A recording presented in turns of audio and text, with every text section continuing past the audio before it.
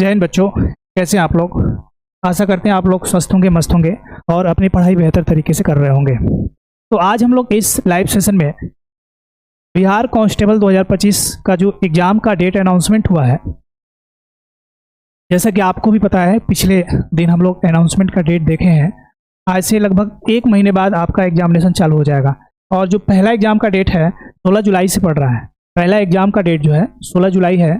16 जुलाई के बाद 20 जुलाई, 23 जुलाई और इस प्रकार से 6 चरण में 6 डेट में आपके एग्जामिनेशन कंप्लीट होंगे। 16, 20, 23, 27, 30 और फाइनल जो लास्ट डेट का जो एग्ज़ाम है वह 3 अगस्त को है।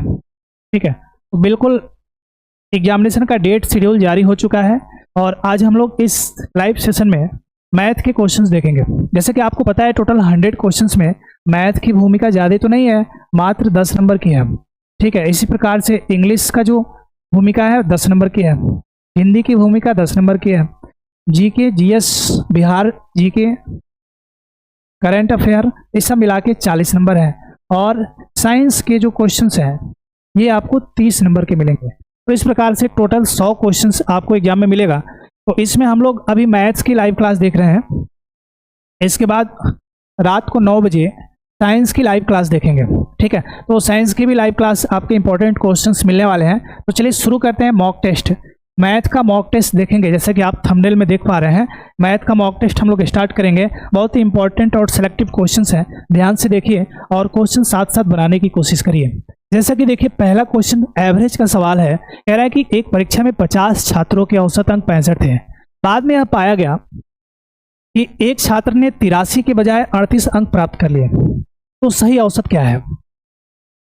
अब देखो यहाँ पे ये ध्यान रखना पड़ेगा कि 83 की जगह पे 38 अंक प्राप्त कर लिया है, यानी अब जो पहले औसत आ रहा था अब औसत अगर एक्चुअल में देखा जाए तो औसत घट जाएगा। तो पहले 50 अंक में एक अंक जो है 83 काउंट हो गया था, जबकि होना क्या चाहिए था 38। तो दोनों में डिफरेंस देखिए कितने का डिफरेंस है। तो डिफरेंस घटाएंगे, 13 से 8 जाएगा 5 और 7 से 3 जाएगा 4, 45 का डिफरेंस है। कितने का डिफरेंस है? 45 का डिफरेंस है। कहने का मतलब यह है कि अगर इसमें से हम इसको सॉल्व करें, इसमें से अगर हम सॉल्व करें तो पहले एवरेज 65 था, पहले औसत क्या था 65 था। अब औसत क्या हो जाएगा? अब औसत 83 की जगह 38 काउंट कर लिया गया है, यानी 45 कम कर लिया जाए, 45 कम कर लिया जाएगा। तो औसत में 45 कम कर लिया जाए, क्या करेंगे हम लोग 50 से इसमें डिवाइड करेंगे। तो 50 से डिवाइड करेंगे तो कितना हो जाएगा 0.9। कितना हो जाएगा 0.9, यानी इस नए वाले जो पहले औसत था ना उसमें 0.9 कम हो जाएगा। तो 65 से 0.9 जब कम करेंगे तो 64.1 हो जाएगा, यानी आपका सही औसत अब क्या हो गया 64.1। ठीक है, इसी प्रकार से अगला सवाल देखिए। अगला सवाल ये आपके डिस्काउंट प्रॉफिट लॉट से रिलेटेड है। क्वेश्चन थोड़ा सा ब्लर है, क्वेश्चन हम रिपीट कर रहे हैं, ध्यान दीजिए। एक वस्तु 10% की छूट, 2 क्रमागत छूट लगाने पे, एक वस्तु पर यदि एक वस्तु पर 10% की 2 क्रमागत छूट लगाने से, यदि एक वस्तु पर 10% 2 क्रमागत छूट लगाने के बाद 1701 रुपये में बेची जा रही है, 1701 रुपये में बेची जा रही है, तो अंकित मूल्य ज्ञात करें। देखो अंकित मूल्य क्या होता है? अंकित मूल्य का मतलब एमआरपी, मार्क प्राइस, जो छपा हुआ मूल्य होता है। और डिस्काउंट छूट की गणना हमेशा एमआरपी पे की जाती है। तो 2 डिस्काउंट दिया गया है। पहला डिस्काउंट 10% है, तो अगर 100% में से 10% माइनस कर ले, डिस्काउंट का मतलब कैलकुलेशन एमपी पे ही होगा। ठीक है, ध्यान रखिएगा, हमेशा डिस्काउंट की गणना जो होती है, डिस्काउंट की गणना हमेशा किस पे होती है? डिस्काउंट की गणना मार्क प्राइस पे होती है। ऐसे ही अगर प्रॉफिट लॉस की गणना निकाला जाए, प्रॉफिट लॉस की कैलकुलेशन किया जाए, तो हमेशा प्रॉफिट लॉस की गणना कॉस्ट प्राइस पे होती है। तो इस बात को ध्यान रखिएगा। 10% के हिसाब से 2 क्रमिक छूट है, पहला 10% छूट दीजिएगा तो बचेगा कितना 90%। ठीक है, अब इसी पे एक और, इसके बाद एक और 10% छूट दीजिए तो फिर 90% होगा। अब इसी को जब हम सॉल्व करेंगे, एमआरपी छपा हुआ मूल्य पे जब हम डिस्काउंट दे देते हैं तो जो प्राइस होता है वो सेलिंग प्राइस होता है, यानी कस्टमर को डिस्काउंट देने के बाद सेल करते हैं तो मार्क प्राइस से डिस्काउंट हटाने के बाद क्या बचेगा सेलिंग प्राइस, और वह सेलिंग प्राइस दिया रखा है कितना 1701 रुपया। अब इसको हल करिए, इसको हल करिए, तो सॉल्व करेंगे जब 2 जीरो से 2 जीरो कैंसिल हो गया, 9 से डिवाइड करिए, 9 एकम 9 और 9 8 72, 9 गुणे 9 81, फिर 9 से डिवाइड करिए तो ये 9 से डिवाइड होगा तो 2 1। कहने का मतलब है कि MP बराबर हो गया 21 गुणे 100, यानी मार्क प्राइस कितना हो गया 2100। यानी पहले प्राइस उस वस्तु का सामान का जो कीमत है 2100 रुपये छपा हुआ था, ठीक है। 2 डिस्काउंट देने के बाद 1701 रुपये में बेचा जा रहा था, वहीं अंकित मूल्य पूछ रहा है, तो सही आंसर क्या हो जाएगा 2100 रुपया। चलिए अगला सवाल देखते हैं। अगला सवाल आपके रेशियो से रिलेटेड है। कह रहा है कि A बराबर 1/4B, B बराबर 1/3C, C बराबर 1/4D। तो C ratio, D ratio, A ratio, B की वैल्यू ज्ञात करनी है। देखिए इस प्रकार के सवाल को बनाते कैसे हैं। पहले तो आप A और B का रेशियो निकालिए। इसको हम इस प्रकार से लिख सकते हैं क्या, A रेशियो B की वैल्यू कितनी हो जाएगी, A रेशियो B की वैल्यू 1/4। ऐसे ही B रेशियो C की वैल्यू कितनी हो जाएगी 1/3। इसी प्रकार से C रेशियो D की वैल्यू कितनी हो जाएगी 1/2। अब आप डायरेक्टली इस तीनों को मिला के ABCD का रेशियो इकट्ठा निकाल लीजिए। ABCD का रेशियो निकालिए। देखिए ABCD का रेशियो इकट्ठा निकालने के लिए ये डायरेक्ट एक ट्रिक होता है कि जब ये रेशियो कंटिन्यूअस हो, A के बाद B, B के बाद C, C के बाद D आए, तो हम लोग ट्रिक क्या अप्लाई करते हैं, A निकालने के लिए इस तीनों का गुणा कर दीजिए, 1 1 1, तीनों का गुणा करिए 1 होगा। इसके बाद क्या करते हैं, B निकालने के लिए इस सेगमेंट का गुणा करते हैं, इस तीनों का गुणा करते हैं, 1 4 1 1, 4 गुणे 1 कितना हो जाएगा 4 होगा, ठीक है। तो इस प्रकार से B निकल गया। ऐसे ही C निकालना है तो इसको इस प्रकार से गुणा करते हैं, ऐसे गुणा करते हैं, 4 गुणे 3 गुणे 1, 4 4 3 12।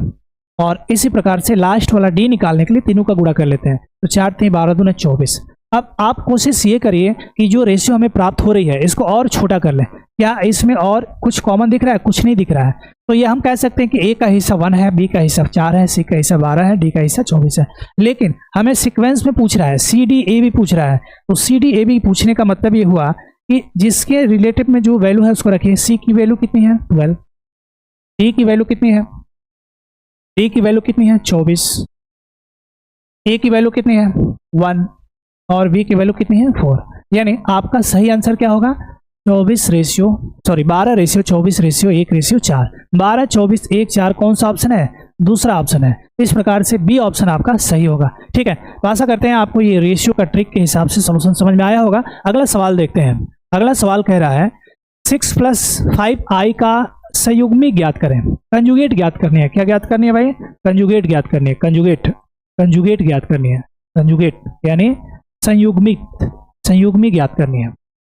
एक्चुअल में होता क्या है कि ये इमेजिनरी नंबर से कॉम्प्लेक्स नंबर का सवाल है। तो कॉम्प्लेक्स नंबर में ये होता है कि अगर कोई नंबर इस प्रकार से दिया हो, a + iv के फॉर्म में दिया हो, ध्यान रखिएगा, अगर कोई नंबर a + iv के फॉर्म में दिया है जिसका वैल्यू मान लो z है, ठीक है, ये कोई कॉम्प्लेक्स नंबर a + iv, तो इसका जो कंजुगेट होगा z बार लिखते हैं और सिंबल चेंज हो जाएगा a - iv।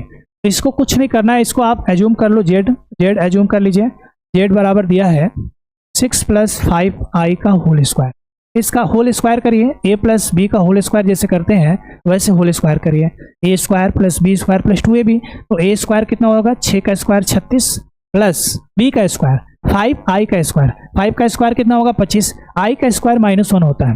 i का स्क्वायर कितना होगा -1, सॉरी i का स्क्वायर कितना होगा -1, i का स्क्वायर -1। तो यहाँ हम 25 न लिखे, 25 की जगह पे हम -25 लिखेंगे, 25 की जगह पे क्या लिखेंगे -25 लिखेंगे। तो ये हो गया a² + b² + 2ab। तो 2ab में क्या होगा 2 × a × b, यानी 2 × 6 × 5, यानी 60i हो जाएगा, 60i हो जाएगा, ठीक है। i सिंबल कब बदलता है, जब i में i से गुणा होता है। अगर अकेले i है तो सिंबल में कोई चेंजिंग नहीं होगा। इसको घटाइए, कितना हो जाएगा 11 + 60i। बहुत ही सिंपल है। z की वैल्यू दिया है 11 + 60i, z की वैल्यू कितना आ गया 11 + 60i। तो इसलिए z बार की वैल्यू कितनी हो जाएगी, इसका कंजुगेट कितना होगा, कुछ नहीं करना है, सिंबल को चेंज कर देना है, 11 - 60i, 11 - 60i ये हमारा वैल्यू हो जाएगा। तो आप देखो बी ऑप्शन आपका सही होगा, 11 - 60i ये आपका कंजुगेट हो जाएगा। तो आशा करते हैं आपको ये सवाल समझ में आया होगा। अब चलते हैं अगले सवाल की तरफ। अगला सवाल दिया है, ये सेट का सवाल है, समुच्चय का सवाल है। कह रहा है कि माना यूनिवर्सल सेट दिया है 1 से लेकर 12 तक। सेट ए का वैल्यू बी का वैल्यू दिया है और A यूनियन B' निकालना है, सॉरी A यूनियन B' हमें निकालना है। तो A' क्या होता है ये आपको जानना होगा। A' क्या होता है, ए डैश का मतलब ये होता है कि जो ऐसा सेट का एलिमेंट जो ए में हो, सॉरी, ए डैश का मतलब होता है कि जो ए में ना हो, यूनिवर्सल सेट का जो ए में ना हो, यानी 1 से लेके 5। आप ऐसे समझो कि ए डैश का मतलब यू में से ए को घटा दीजिए, ए डैश का मतलब क्या हुआ, यू माइनस ए, ठीक है। ऐसे बी डैश का मतलब क्या हुआ, यू माइनस बी। तो इसी प्रकार से ए यूनियन बी डैश का मतलब क्या हुआ, ए यूनियन बी को यू में से घटा दें। तो पहले हम ए यूनियन बी निकालते हैं। देखो ए यूनियन बी क्या होता है, यूनियन क्या होता है, दोनों को मिला के लिखा जाता है। यूनियन का मतलब होता है दोनों को मिला के लिखना। तो ए और बी का यूनियन सेट क्या हो जाएगा, एक का वैल्यू 1 से लेके 5 तक है, बी का वैल्यू 2 से लेके 10 तक है। दोनों को मिला के क्या लिखेंगे, 1 2 3 4 5 6 8 10, और कुछ तो नहीं छूट रहा है। देखिए जो एलिमेंट कॉमन है उसको एक ही बार लिखेंगे, 1 2 3 4 5 6 8 10। अब ए यूनियन बी डैश क्या हो जाएगा, सॉरी ए यूनियन, ये ए यूनियन बी है। अब ए यूनियन बी डैश क्या हो जाएगा, ए यूनियन बी डैश क्या हो जाएगा, ए यूनियन बी डैश का मतलब आप देखो इस यूनिवर्सल सेट में और ए यूनियन बी को घटाइए, तो इसको इसमें से जब घटाएंगे तो 1 2 जो कॉमन है उसको ना लिखे, जो नहीं है उसको लिखेंगे। 1 2 3 4 5 6 7 नहीं है, 9 नहीं है, 11 नहीं है। डैश लग जाने का मतलब माइनस होता है, यूनिवर्सल सेट में से उसको माइनस कर लेंगे। तो ए यूनियन बी डैश का मतलब ऐसा एलिमेंट जो यूनियन यू में से ए यूनियन बी को घटाने से प्राप्त हो, ठीक है। आशा करते हैं आपको ये क्वेश्चन समझ में आ गया होगा। तो आप देखिए इसमें और क्या है, ए यूनियन बी डैश। अच्छा एक एलिमेंट और छूट रहा है क्या, 12 छूट रहा है, 12 भी लिखना पड़ेगा ना, 12 छूट रहा है क्योंकि 12 इसमें है, 12 इधर साइड में है। तो ऑप्शन में ले 7 9 11 12, 7 9 11 12, कौन सा ऑप्शन है, बी ऑप्शन आपका सही है। चलिए बढ़ते हैं अगले सवाल की तरफ। क्वेश्चन पढ़िए, टाइम एंड वर्क का क्वेश्चन है, बहुत प्यारा सा सवाल है, छोटा सा सवाल है। क्वेश्चन पढ़िए।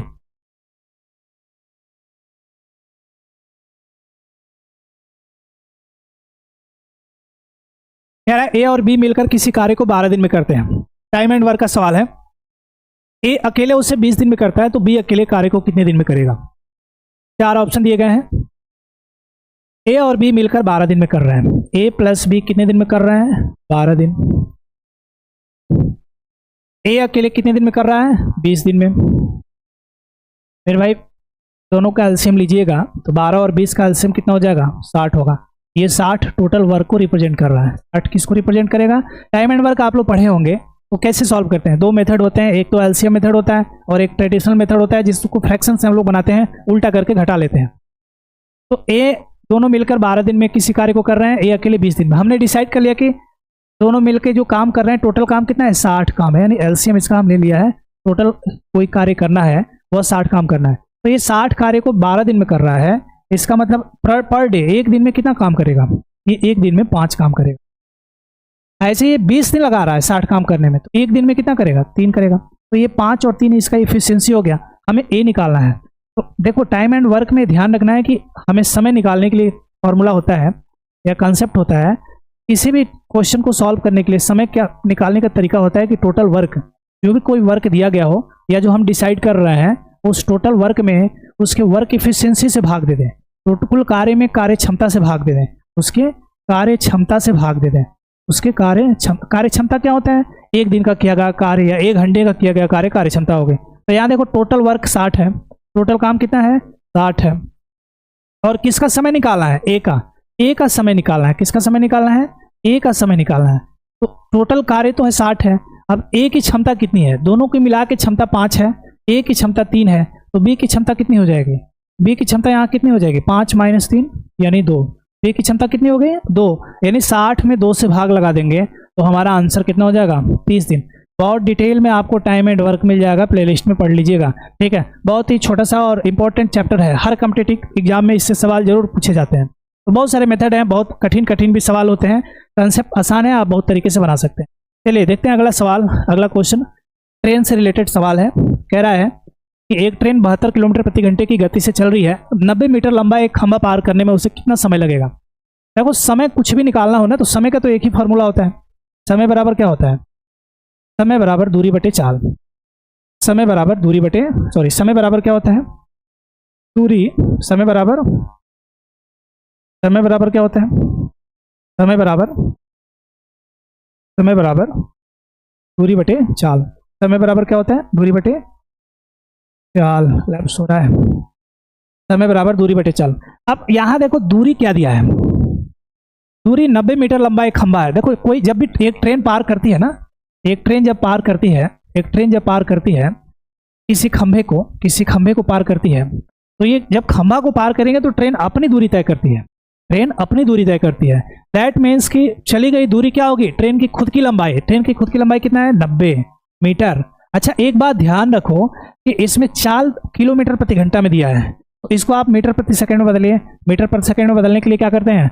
72 में कोई भी चाल अगर किलोमीटर प्रति घंटा है उसको मीटर प्रति सेकंड में बदलने के लिए 5/18 से गुणा करते हैं। तो 5/18 से गुणा करेंगे, 18 चौक 72, यानी 20 मीटर पर सेकंड हो जाएगा। 20 मीटर पर सेकंड वैल्यू रखिए, चाल रखेंगे 20 मीटर पर सेकंड। तो ये ऊपर है मीटर और नीचे है मीटर पर सेकंड, तो आंसर हमारा किस में आएगा? सेकंड में आएगा, यानी 9/2 यानी 4.5 सेकंड। 4.5 सेकंड का मतलब आंसर कितना हो गया? 4.5 सेकंड, यानी पहला ऑप्शन सही है। पहला ऑप्शन हमारा सही है। चलिए अगला सवाल देखिए। एक आदमी की आय 25% बढ़ जाती है। यदि पहले वह इतना कमा रहा था तो बढ़ी हुई आय ज्ञात करें। तो नया इनकम क्या हो जाएगा? नया आय क्या हो जाएगा? नया आय निकालने के लिए क्या करेंगे? पहले वाला जो आय दिया है, नया आय क्या हो जाएगा? नया इनकम क्या हो जाएगा? पहले जो इनकम दिया है, पहले इनकम कितना दिया है? 48,000। पहला इनकम कितना दिया है? 48,000। इसमें 25% बढ़ जा रहा है। अच्छा 25% को हम क्या लिख सकते हैं? 1/4 लिख रहे हैं। 25% का मतलब क्या होता है? 1/4, यानी 4 पर 1 बढ़ रहा है। 25% बढ़ने का मतलब 4 पे 1 बढ़ रहा है, यानी 25% का मतलब 1/4 बढ़ रहा है। यानी पहले 1 यूनिट था तो अब 1/4 बढ़ गया, यानी 4 पर 1 बढ़ गया, तो 5/4 गुना हो जाएगा ना, 5/4 गुना हो जाएगा। या तो आप ऐसे निकाल लो, 25% बढ़ता है तो उसका 125% निकालते हैं, 125% को फ्रैक्शन करोगे तो 5/4 होगा। सॉल्व कर लीजिए, 4 से भाग लगाइए, 4 12, 12 60, आंसर कितना हो जाएगा? 60,000 हो जाएगा। ठीक है, डायरेक्ट निकालें, या तो आप डायरेक्ट ऐसे निकालो 48,000 था, ऐसे अलग अलग निकाल लो। पहले कितना था कमाई? 48,000 था, उसका 1/4 बढ़ रहा है, यानी कितना बढ़ रहा है? 12,000 बढ़ रहा है। कितना बढ़ रहा है? 12,000 बढ़ रहा है, यानी पहले 48,000 था, अब 12,000 और बढ़ गया, तो मिला के कितना हो जाएगा? 60,000 हो जाएगा। मिला के कितना हो जाएगा? 60,000, यानी बी ऑप्शन आपका सही होगा। ठीक है, अगला सवाल देखिए। अगला सवाल कह रहा है यदि कोई रेखा x अक्ष को 3 पर और y अक्ष को 4 पर काटती है, कोऑर्डिनेट ज्योमेट्री का सवाल है, तो उस रेखा की ढाल क्या होगी? ढाल यानी प्रवणता m की वैल्यू निकालनी है। फिगर से समझने की कोशिश करिए। कोई रेखा x अक्ष को 3 पर काटती है, x अक्ष को 3 पर काटती है, ये 3 पर काट रही है, y अक्ष को 4 पे काट रही है। ठीक है, तो इसका ढाल देखो, ढाल ऐसे निकालते हैं, इधर वाला एंगल होता है ढाल। ठीक है, और ये एंगल हमको निकाल सकते हैं ट्रिग्नोमेट्री के फॉर्मूले से। ट्रिग्नोमेट्री के फॉर्मूले से क्या हो जाएगा? tan अल्फा कितना हो जाएगा? tan अल्फा कितना हो जाएगा? y बाई एक्स होगा ना। y कितना है? y पे काट रहा है 4, x पे काट रहा है 3। लेकिन ये एंगल अच्छा, ये एंगल क्या हो जाएगा? एक लाइन पे 180 डिग्री कोण बनता है, तो थीटा बराबर 180 माइनस अल्फा, ये होता है ना जी। इसलिए tan थीटा हमें निकालना हो, यानी प्रवणता m बराबर क्या होता है? प्रवणता m बराबर tan थीटा, यानी tan 180 माइनस अल्फा, यानी माइनस tan अल्फा का मतलब -3/4। ठीक है, तो इस प्रकार से आपका वैल्यू कितना। अच्छा एक और तरीका होता है कि अंतःखंड रूप में रेखा का समीकरण होता है x/a प्लस y/b बराबर 1, ये होता है ना। तो आप लिख सकते हो x/3 plus y/4 is equal to 1। Solve करेंगे तो 4x plus 3y is equal to 1 is equal to 12 आ रहा है। अब अगर ये कोई इक्वेशन दिया हो तो इसकी प्रवणता हम कैसे निकालेंगे? इसका ट्रिक होता है, तरीका होता है, इस इक्वेशन को देख के प्रवणता निकालने का तरीका क्या होता है? -x का गुणांक बटे y का गुणांक, -x का गुणांक बटे y का गुणांक। देखो ये गलती हो रहा है ना, tan अल्फा का वैल्यू 4/3 है, तो अल्फा की वैल्यू यहाँ पे 4 रखा जाएगा ना, 4/3। ये फ्रैक्शन चेंज कर लीजिए, यानी ये -4/3। तो सही आंसर क्या आ जाएगा? दोनों तरीके से -4/3 आ रहा है, दोनों तरीके से -4/3, यानी बी ऑप्शन आपका सही होगा। ठीक है, चलिए बढ़ते हैं अगले सवाल की तरफ। अगला सवाल भी कोऑर्डिनेट ज्योमेट्री से रिलेटेड है। कह रहा है एक रेखा की ढाल 2 है और वह बिंदु 1 2 से गुजरती है, तो उसका समीकरण क्या होगा?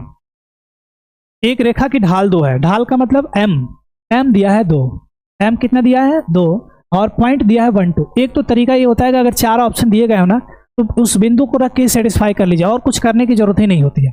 लेकिन अगर आप इसको बेसिक से बनाना चाहते हैं, हालांकि कॉम्पिटिटिव सवाल है तो बेसिक से कोई जरूरत ही नहीं है, लेकिन जानकारी के लिए आपको पता होना चाहिए कि रेखा का समीकरण कैसे निकलेगा। मान लो कोई कहीं एग्जाम में आपके डायरेक्ट इक्वेशन ही पूछ दे तो क्या करोगे? तो रेखा का समीकरण y minus y one is equal to m bracket में x minus x1। x1 y1 क्या है? बिंदु है। तो ये जब आप वैल्यू पुट करोगे y1 2 हो गया, m ऑलरेडी दिया है 2 और x माइनस 1 पूरा भाग करिए तो ये हमारा रिलेशन हो जाएगा y माइनस 2 बराबर 2x माइनस 2। तो ये 2x माइनस वाई और ये माइनस 2 से माइनस 2 कैंसिल हो जाएगा। तो 2x y बराबर 2x आ रहा है, y बराबर क्या आ रहा है? 2x आ रहा है। ठीक है, तो ये तो हो गया बेसिक तरीके से। लेकिन अगर इसी को डायरेक्ट बनाना हो तो क्या करोगे? देखो 4 ऑप्शन दिया गया है ना, चारों ऑप्शन को आप 1 2 रख लो, x की जगह 1 रखो, y की जगह 2 रखो, चारों ऑप्शन में रखो। जैसे हम इसी में रख रहे हैं तो x की जगह 1 रखेंगे तो ये इक्वेशन y बराबर 2x y बराबर 2 दे देगा, left hand side right hand side के बराबर हो गया। तो हम कह सकते हैं कि ये बिंदु इस इक्वेशन को सेटिस्फाई कर रहा है, इसलिए हमारा आंसर बी ऑप्शन सही है। बी ऑप्शन क्या हो गया? सही हो गया। ठीक है, तो इस दोनों तरीके से आप क्वेश्चन को बना सकते हैं।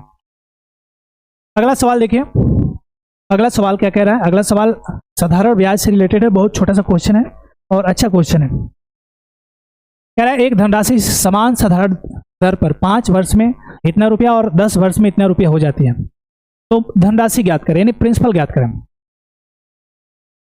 देखो साधारण ब्याज में क्या होता है ना कि ब्याज हर साल बराबर होता है। तो हम ये 5 वर्ष में 457 जो हो रहा है क्या है? ये अमाउंट है, मिश्रधन है, यानी प्रिंसिपल और अमाउंट, सॉरी प्रिंसिपल और 5 साल का। देखिए हम कैसे सॉल्व कर रहे हैं इसको, ध्यान से देखिए। इसको डायरेक्ट सॉल्व करते हैं ऐसे, प्रिंसिपल और 5 साल का SI जोड़ दिया जाए तो ये धन कितना हो जा रहा है? 457। ठीक है, ठीक है। अच्छा इसको 10 साल वाला पहले लिखते हैं क्योंकि 10 साल वाला बड़ा है ना। तो प्रिंसिपल और 10 साल का ब्याज, 10 साल का ब्याज 10 गुणे SI। साधारण ब्याज हर साल बराबर होता है, तो जो 1 साल का ब्याज आएगा वहीं दूसरे साल का भी आएगा, वहीं तीसरे साल का भी आएगा। तो इकट्ठे 10 साल का ब्याज निकालने के लिए 10 से गुणा कर दिए। तो मूलधन और 10 साल का ब्याज जोड़ेंगे तो कितना आ रहा है? 574। इसी तरह से पहला इक्वेशन कह रहा है मूलधन और 5 साल का ब्याज जोड़ेंगे तो ये कितना हो जाएगा? 457। अब इस दोनों को आप घटा दीजिए, 1 साल का ब्याज निकालिए। इसको जब माइनस करेंगे तो प्रिंसिपल से प्रिंसिपल कट जाएगा। 10 साल का SI में से 5 साल का SI घटेगा तो 5 साल का SI आएगा। और देखिए इसको घटाएंगे तो कितना आ जाएगा? 7। और ये वैल्यू हमारा कितना हो गया? ये वैल्यू हो गया हमारा 6 में से 5 जाएगा 1 और ये भी 1 आ गया। तो ये पहला इक्वेशन है, ये दूसरा इक्वेशन है ना।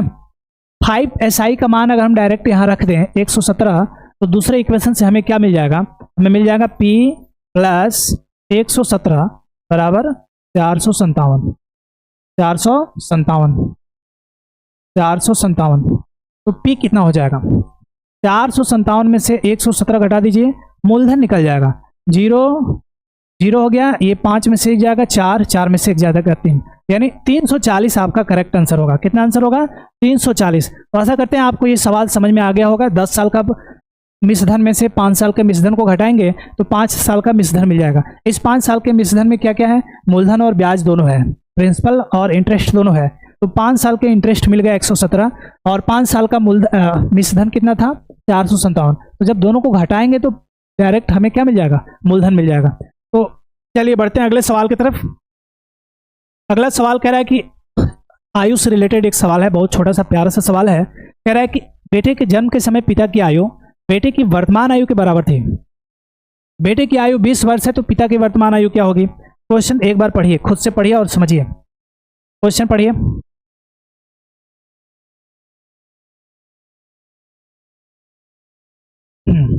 क्वेश्चन कह रहा है कि बेटे के जन्म के समय, एक बात बताइए, यहां हम 2 चीजें लिख रहे हैं। एक उम्र लिख रहे हैं पिताजी का और एक उम्र लिख रहे हैं बेटा जी का।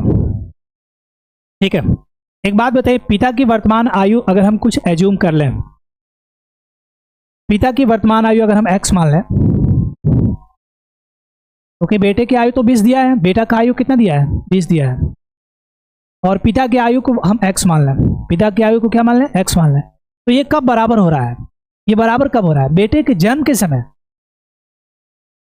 बेटे के जन्म के समय एक बात बताइए, बेटा का जन्म 20 साल पहले हुआ होगा तो 20 साल पहले बेटा पिता का उम्र कितना होगा? x minus 20। अब x माइनस 20 जो पिता का उम्र है उसके जन्म के समय, यह उम्र बराबर है कब, इसके वर्तमान आयु के, यानी इसके बराबर है। दोनों को इक्वल कर दिए तो x की वैल्यू 20 + 20 40 हो जाएगा। एक्चुअल में होता क्या, जब भी ऐसे सवाल आए ना, पिता की आयु पुत्र की वर्तमान आयु के बराबर थी, पिता की जन्म के समय आयु, ऐसे सवाल आप पढ़ लीजिए। जब भी इस तरह के क्वेश्चन आए तो एक बात ध्यान रखिएगा कि पिता की जो आयु होती है ना, वह पुत्र के आयु के 2 गुना होता है, या पुत्र की जो आयु होती है वह पिता की आयु की आधी होती है वर्तमान के केस में। ठीक है, ये इक्वेशन भी यही कह रहा है। ठीक है, तो हमें लगता है कि आप सवाल समझ गए होंगे, और जब भी इस प्रकार के क्वेश्चंस आए तो आप इसको इस ट्रिक से भी बना सकते हैं, इस ट्रिक से भी सॉल्व कर सकते हैं। चलिए अगला सवाल नाव धारा से रिलेटेड है।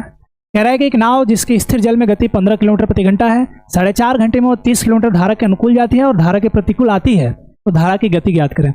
देखिए एक नाव है, तो नाव के 2 कंडीशन होते हैं। अगर कोई नदी है, मान लो अगर कोई नदी है, ये कोई नदी है, तो धारा के अनुकूल जब चलेगी नाव, जब धारा के अनुकूल चलेगी नाव, जब धारा के अनुकूल चलेगी, ये नाव है, नाव धारा के अनुकूल चलेगी तो इसमें 2 चाल रहेगा। कौन कौन चाल रहेगा, एक नाव की अपनी चाल रहेगी, एक नाव की अपनी चाल रहेगी, और एक धारा की चाल रहेगी, एक धारा की चाल रहेगी। तो नाव की अपनी चाल को A मान लें और धारा की अपनी चाल B मान लें। जब नदी के प्रवाह की दिशा में नाव चलती है ना, तो 2 चाल मिलता है। कौन कौन, एक नाव तो चलेगा ही और धारा भी उसको बहाएगा, धारा भी सपोर्ट करेगा। तो धारा की चाल B है, नाव की चाल A है, तो नाव की दिशा, धारा की दिशा में नाव की चाल कितनी हो जाएगी, A + B, और वहीं धारा की विपरीत दिशा में नाव की चाल क्या हो जाएगी, A - B। तो जाने में तो बहुत जल्दी पहुंच जाएंगे, लेकिन आते समय ज़्यादा लगेगा। ठीक है, तो यहाँ पे क्वेश्चन के हिसाब से हम लोग इक्वेशन इस प्रकार से तैयार कर रहे हैं। बस आपको इस बात का ध्यान रहना चाहिए कि A और B क्या है, A और B क्या है। हम यहाँ A को एज्यूम कर रहे हैं नाव की चाल, A को क्या एज्यूम कर रहे हैं, A को एज्यूम कर रहे हैं नाव की चाल। नाव की चाल क्या है, नाव की चाल क्या है, नाव की चाल A है, और धारा की चाल B मान लें, धारा की चाल को क्या मान लें, B मान लें। अब एक बात बताइए, जाने का समय, जो भी समय होगा उसमें जाने का समय प्लस आने का समय, दोनों समय जोड़ दिया जाए, जाने का समय और आने का समय दोनों समय जोड़ दिया जाए, तो ये समय टोटल 4.5 घंटा दिया है। जाने का समय क्या होगा, समय बराबर दूरी बटे चाल होती है। दूरी कितना है, दूरी कितना है, दूरी 30 किलोमीटर जा रहा है तो वापस भी 30 किलोमीटर आएगा, जहां से जा रहा है वहीं स्टार्ट फिर वापस आ रहा है। तो जाने का समय बराबर जाने का दूरी बटे जाने का चाल। जाने का दूरी 30 है और जाने का चाल A + B है। ध्यान रखिएगा, धारा की दिशा में जा रहा है तो A + B। सेम ऐसे ही आते समय चाल क्या होगा, तो आते समय दूरी नहीं तय करेगा जितना गया है, और आते समय चाल क्या हो जाएगा, A - B। और ये टोटल 4.5 घंटा समय ले रहा है, आने और जाने टोटल मिला के 4.5 को हम 9/2 लिख दे रहे हैं। अब आपको यहाँ पे करना क्या है कि जो वैल्यू दिया है, देखो इसका वैल्यू दिया है, स्थिर जल में गति, नाव का गति यानी नाव की चाल A की वैल्यू दिया है 15। A की वैल्यू कितना दिया है, 15 दिया है। तो A की वैल्यू हम यहाँ रख दे रहे हैं 15। A की वैल्यू क्या रख दें, 15। A की वैल्यू क्या रख दें, A की वैल्यू रख दे रहे हैं 15। A की वैल्यू क्या रख दें, 15। A की वैल्यू रख दे रहे हैं 15। 30 बटे 15 + B, और यहाँ क्या हो जाएगा 30 बटे 15 - B। अब ये इक्वेशन बन गया जी, ये एक समीकरण बन गया, ये एक समीकरण बन गया। और इस समीकरण को हम लोग हल नहीं करेंगे क्योंकि कॉम्पिटिटिव एग्जाम में कोई समीकरण हल नहीं किया जाता है। आप ऑप्शन से दिमाग लगाइए, ऑप्शन में देखो 4 रखेंगे, B की वैल्यू 4 रखेंगे तो 15 × 4 = 19, 30 से पूरा नहीं कट पाएगा। तो ऑप्शन में 5 रखें तो 15 और 5 कितना हो जाएगा, 20। 15 5 कितना हो जाएगा, 20, यानी 30 बटे 20 प्लस 30 बटे 15 में से 5 जाएगा 20, 15 में से 5 जाएगा 10। जब इसको सॉल्व करेंगे तो ये 3/2 के बराबर आना चाहिए। अगर आ गया इसका मतलब 5 हमारा ऑप्शन सही होगा। तो इसको हल करिए, 3/2 और ये 3, तो 3/2 + 3 कितना हो जाएगा, 9/2। यानी कहने का मतलब ये है 9/2 राइट हैंड साइड की वैल्यू कितनी है, 9/2। दैट मीन्स धारा की चाल B ऑप्शन 5 से सेटिस्फाई कर रहा है। तो हम सीधे आंख बंद करके दूसरा ऑप्शन सॉल्व कर लेंगे। जब भी ऐसे सवाल आए तो इस कंसेप्ट को दिमाग में रखिएगा, बहुत ही अच्छा सवाल है, पोर्ट एंड स्ट्रीम का नाव धारा का सवाल है। ठीक है, तो इस प्रकार का इक्वेशन तैयार करके ऑप्शन से सवाल बनाने की कोशिश करिए। चलिए बढ़ते हैं अगले सवाल की तरफ। अगला सवाल, ये अंतिम सवाल रहेगा आज के लिए, लाइव क्लास के लिए। क्वेश्चन कह रहा है कि 2 समरूप त्रिभुज में उनकी संगत भुजाओं का अनुपात 1:3 है। बड़े त्रिभुज का क्षेत्रफल 72 वर्ग सेंटीमीटर है, तो छोटे त्रिभुज का क्षेत्रफल क्या होगा। देखो समरूप त्रिभुज का कंडीशन आपको पता है कि समरूप त्रिभुज क्या होता है। समरूप त्रिभुज ये होता है कि दो त्रिभुज अगर समरूप है, दो त्रिभुज समरूप है, तो होता यह है कि उनके जो भुजाओं का क्षेत्रफल का जो अनुपात है ना, उनके एरिया का जो रेशियो है, उनके एरिया का जो रेशियो है, एरिया 1 और एरिया 2, पहले वाले त्रिभुज का एरिया, दूसरे वाले त्रिभुज का एरिया, इनकी भुजाओं संगत भुजा के अनुपात के, संगत भुजा पहला भुजा और संगत भुजा दूसरा भुजा, संगत भुजा दूसरा भुजा, ये वर्ग के अनुपात के बराबर होता है। यानी एरिया का यूनिट क्या होता है, सेंटीमीटर स्क्वायर, और साइड का यूनिट क्या होता है, भुजा का यूनिट क्या होता है, सेंटीमीटर। तो जब सेंटीमीटर स्क्वायर बराबर करेंगे तो वर्ग करना पड़ेगा ना। तो संगत समरूप त्रिभुज का एक कंडीशन होता है कि क्षेत्रफल का अनुपात उनके भुजाओं के अनुपात के बराबर होता है। तो यहाँ पे देखो साइड का रेशियो 1:3 दिया है, साइड का रेशियो क्या दिया है, 1:3 दिया है, साइड का रेशियो 1:3 दिया है। इसका मतलब त्रिभुज का रेशियो क्या हो जाएगा, क्षेत्रफल का रेशियो क्या हो जाएगा, क्षेत्रफल का रेशियो क्या हो जाएगा, क्षेत्रफल का रेशियो क्या हो जाएगा, 1 का स्क्वायर रेशियो 3 का स्क्वायर, यानी 1:9। ये होगा ना। बड़ा वाला क्षेत्रफल 9 है, छोटा वाला क्षेत्रफल 3 है। क्वेश्चन कह रहा है कि बड़ा वाला का क्षेत्रफल दिया है 72, यानी 9 यूनिट की वैल्यू दिया है 72। 9 यूनिट की वैल्यू कितना दिया है, 72। 9 यूनिट की वैल्यू कितना दिया है, 72। 9x बराबर 72, तो x बराबर 8, और फिर 1x की वैल्यू कितना हो जाएगा, 8 हो जाएगा। कहने का मतलब यह है कि अगर पहला दूसरा बड़ा क्षेत्रफल 72 है तो छोटा वाला क्षेत्रफल क्या हो जाएगा, 8 हो जाएगा। छोटा वाला क्षेत्रफल क्या होगा, 8 होगा, यानी बी ऑप्शन आपका सही होगा। तो आशा करते हैं आपको ये सवाल समझ में आया होगा। और यही आज के लिए लाइव क्लास का मैथ का मॉक टेस्ट का लास्ट सवाल था। अब इसके बाद से हम लोग नेक्स्ट समय में अगले दिन लाइव क्लास को मैथमेटिक्स के अच्छे अच्छे क्वेश्चन देखेंगे, और ऐसे ही पढ़ाई करते रहिए। चैनल को सब्सक्राइब करिए क्वेश्चन समझ में आ रहा है तो, और अगर कोई प्रॉब्लम है तो कमेंट सेशन में आप इसका सोल्यूशन, या कोई भी समस्या हो जो आपको सवाल नहीं समझ में आया हो, कमेंट सेशन में इसका समाधान ले सकते हैं। या आपको डिस्क्रिप्शन में ग्रुप का लिंक दिया गया, एक इंस्टाग्राम का और एक आपका व्हाट्सएप का, दोनों में से आप जो इच्छा आप ज्वाइन कर लें। चैनल को लाइक एंड सब्सक्राइब करें। Thank you.